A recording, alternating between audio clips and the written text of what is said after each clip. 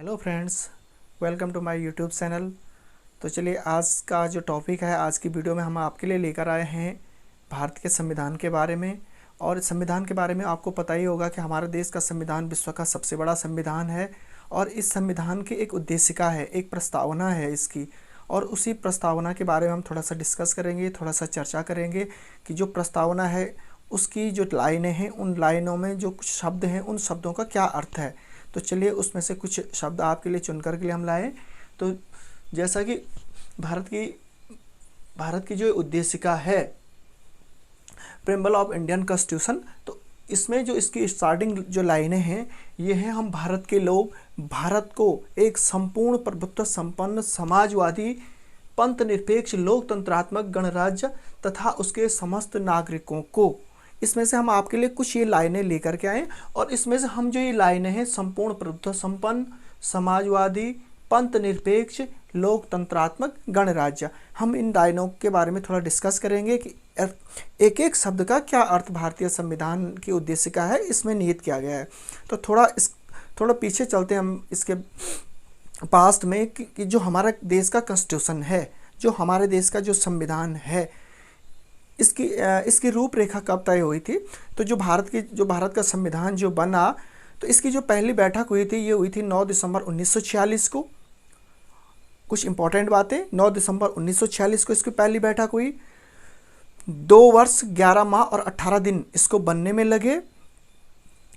और 26 नवंबर 1949 को ये हमारे देश का कॉन्स्टिट्यूशन बन करके तैयार हुआ। और फाइनली 26 जनवरी 1950 को हमारे देश ने जो ये संविधान हम लोगों के द्वारा जो बना, एक जो संविधान सभा की एक जो कमेटी थी उसके द्वारा बना, तो इसको पूरे देश में अप्लाई किया गया।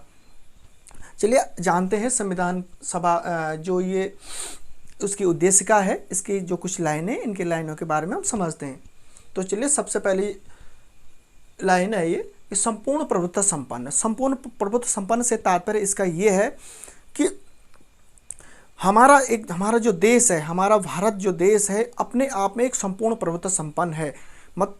कहने का आशय यह है कि हमारा देश अपने बारे में, खुद के बारे में जो डिसीजन होता है, खुद के बारे में जो निर्णय होता है, वो ले सकता है, किसी दूसरे पर डिपेंडेबल नहीं है। ऐसा नहीं कि आज अमेरिका भारत को दबाव दे या चाइना इंडिया पे प्रेशर करे और भारत उनके दबाव में आकर के काम करे, ऐसा कुछ नहीं है। क्यों? हम अपने आप में सक्षम हैं, हम स्टेबल हैं, हम किसी दूसरे के दबाव में नहीं है। तो इसलिए हम अपने आप में प्रभुत्व संपन्न है, संपूर्ण प्रभुत्व संपन्न है। किसी बाहरी ताकत का, किसी बाहरी शक्ति का हम पे कोई दबाव नहीं है। हम खुद के बारे में, हमारे लिए क्या बेटर है, क्या बेटर नहीं है, ये हम भारत के लोग, हमारा देश खुद एक डिसीजन ले सकता है। संपूर्ण प्रभुत्व संपन्न से तात्पर्य इसका ये है। दूसरा जो शब्द है इसमें समाजवादी। तो समाजवाद का तात्पर्य इससे एक विचारधारा से है।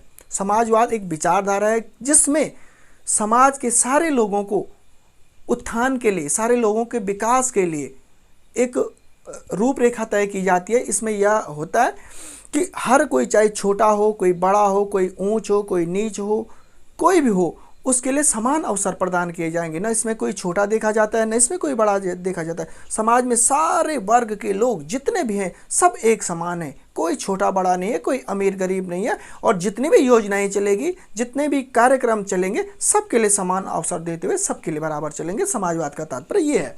चलिए, इसके लिए आगे बढ़ते हैं। पंथ निरपेक्ष। पंथ निरपेक्ष का तात्पर्य इससे ये है कि हमारा देश एक, हालांकि हिंदू राष्ट्र है, लेकिन हमारे देश का अपना कोई धर्म नहीं है।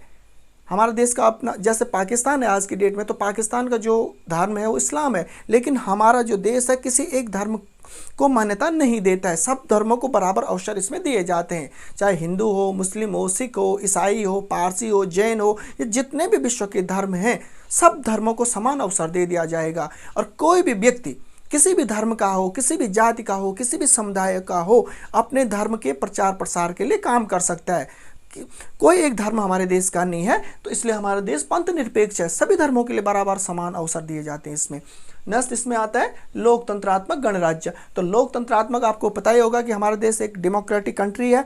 लोकतंत्रात्मक democracy is the people for the people and by the people. लोकतंत्र जनता का, जनता के द्वारा और जनता के लिए। तो इसलिए हमारे देश के नागरिक खुद अपने प्रतिनिधि अपने वोटों से अपने लिए चुनते हैं और अपने पे राज करने के लिए खुद चुनते हैं। इसलिए हमारा देश एक लोकतंत्रात्मक है, एक डेमोक्रेट कंट्री है। और हर 5 साल के लिए जो नेता होते हैं, जो पार्लियामेंट में मेंबर्स जाते हैं, ये 5 सालों के लिए जाते हैं और इन 5 सालों तक उनका शासनकाल देख लिया जाता है कि भाई शासनकाल अगर अच्छा है तो फिर और आगे जो जनता होती है उनको चुनेगी। यदि 5 साल में उनका कार्यकाल सही नहीं होगा तो जनता उनकी जगह पर किसी नए प्रतिनिधि को चुनाव जिताती है। ये होता है लोकतंत्रात्मक। जबकि इसके अपोजिट जब राजतंत्र व्यवस्था थी तब ये होता था कि अगर कोई राजा है तो राजा का लड़का अगर अयोग्य भी है तो उसको भी राजगद्दी दे दी जाती थी, वो भी सिंहासन पर बैठता था। लेकिन लोकतंत्र में ऐसा नहीं है। लोकतंत्र में 5 साल का या जितने भी साल का उसका कार्यकाल है उसमें देखा जाएगा। अगर उसका कार्यकाल सही नहीं होगा तो जनता उसको उसके पद से हटा देती है अपने वोट के द्वारा। और नेक्स्ट इसमें गणराज्य। तो गणराज्य हमारा देश का जो शासन है और हमारे देश के जो लोग होते हैं अपने वोट से अपने पे शासन करने के लिए प्रतिनिधि चुनते हैं और वही प्रतिनिधि हम लोगों पे शासन करते हैं। वही प्रतिनिधि चुनाव जीत करके जाते हैं और हम लोगों पे शासन करते हैं। हमारे बीच का वो आदमी होगा, हमारे बीच के वो सदस्य होते हैं, हमारे बीच के वो लोग होते हैं। और हमारा देश एक रिपब्लिक देश है, एक डेमोक्रेटिक कंट्री, एक रिपब्लिक कंट्री है। और इसके साथ ही उसके समस्त नागरिकों को, और इसमें अब आगे है कि उसके समस्त नागरिकों को क्या क्या अधिकार दिए गए हैं, क्या क्या मूल कर्तव्य दिए गए हैं, इसके बारे में हम आगे डिटेल में बाद में नेक्स्ट वाले वीडियो में हम इसके बारे में डिस्कस करेंगे। आज के वीडियो में हमने देखा कि हमारा देश एक संपूर्ण प्रभुत्व संपन्न समाजवादी पंथ निरपेक्ष लोकतंत्रात्मक गणराज्य है। तो कहने का आशय है कि जो ये कुछ शब्द इसमें हैं, ये शब्द कहीं ना कहीं पूरा जो हमारा कॉन्स्टिट्यूशन है उसके बारे में पूरा डिटेल जानकारी हमको मिल जाती है। ब्रीफली हमें इसका नॉलेज मिल जाता है कि प्रभुत्व संपन्न से क्या आशय है, समाजवाद से क्या आशय है, गणतंत्र से क्या आशय है या पंथ निरपेक्ष से क्या आशय है। लेकिन इस वीडियो में जो मेन इम्पोर्टेंट चीज़ें हैं, 3-4 चीज़ें आपने नोट करनी है। सबसे पहली बात, संविधान सभा की पहली बैठक, संविधान सभा की पहली बैठक हुई थी। संविधान सभा की पहली बैठक ये हुई थी आपकी 9 दिसंबर 1946 को। जो हमारा देश का जो संविधान बन करके तैयार हुआ, संविधान को बनने में समय लगा, वो लगा 2 वर्ष 11 माह और 18 दिन। 2 वर्ष 11 माह और 18 दिन। और ये बनकर के तैयार हुआ 26 नवंबर 1949 को, 26 नवंबर 1949। और इसको अप्लाई किया गया पूरी कंट्री में, हमारे देश में इसको लागू किया गया 26 जनवरी 1950 को। तो कुछ ये इम्पोर्टेंट फैक्ट्स हैं इसमें, आपने ये इम्पोर्टेंट फैक्ट्स और तो ये इम्पोर्टेंट फैक्ट्स इसमें हैं, आपने इसको याद करना है, वेरी वेरी इम्पोर्टेंट है। और इससे आगे वाला चैप्टर जो मूल अधिकार होते हैं, जो मूल कर्तव्य हैं, आगे नेक्स्ट वाली वीडियो में हम इसको डिस्कस करेंगे। अगर आप वीडियो को आपको अच्छी लगी तो वीडियो को लाइक करना, शेयर करना, चैनल पर पहली बार आए हो तो चैनल को सब्सक्राइब करना। Thank you.